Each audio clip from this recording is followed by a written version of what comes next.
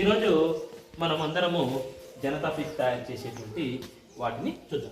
ఈ జనతా ఫ్రిడ్జ్ తయారు చేయడానికి మనము ప్లాస్టిక్నే వాడుతున్నాము. ఎందుకంటే మనకు సిమెంటు తర్వాత మట్టితో చేసినటువంటి టబ్బులు దొరకట్నందువల్ల వీటిని ఉపయోగిస్తున్నాం.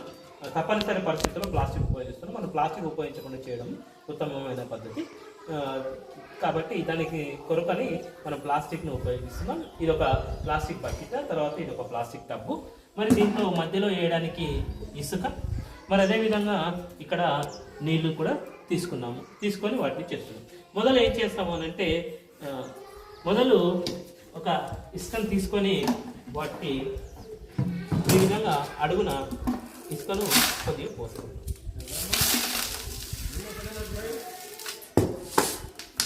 ఈ విధంగా కొద్దిగా ఇసుకను పోస్తే బకెట్ పట్టేటట్లు చూసుకోవాలి. ఏమైనా పెద్ద పెద్ద రాళ్ళు ఉంటే వాటిని తీసేసి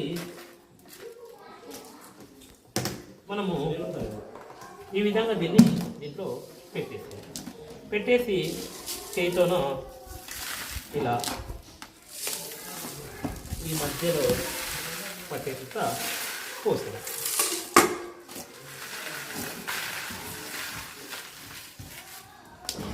ఇంకా ఇసుకను మంచి ఇసుక తీసుకుంటే ఇంకా మంచిగా ఎక్కువ రోజులు మంచిగా ఉంటుంది.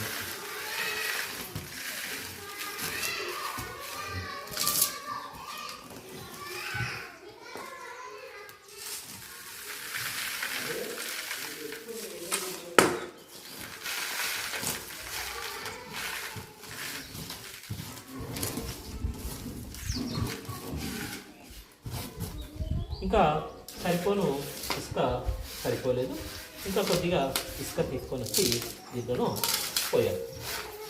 కాబట్టి ఇసుక తీసుకొని ఇప్పుడు మనం దగ్గర ఉన్నటువంటి ఈ నీళ్లను జాగ్రత్తగా ఇలా పట్టుకొని ఇలాగా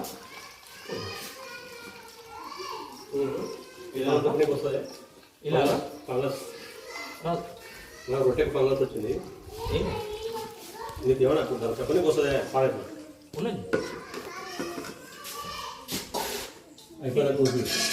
ఇది ఈ విధంగా మనకు నీటిని పోసి పెట్టుకుంటాం. ఇప్పుడు మనకు కావలసిన జనతా ఫ్రిడ్జ్ ఏమైంది? రెడీ అయింది. చెప్పండి, ఏం రెడీ చేసినాం మనం? ఏం రెడీ చేసినాం? ఏం రెడీ చేసినాం? ఒక్కరు చెప్పండి, ఎవరన్నా జనతా ఫ్రిడ్జ్ అని చెప్పరా?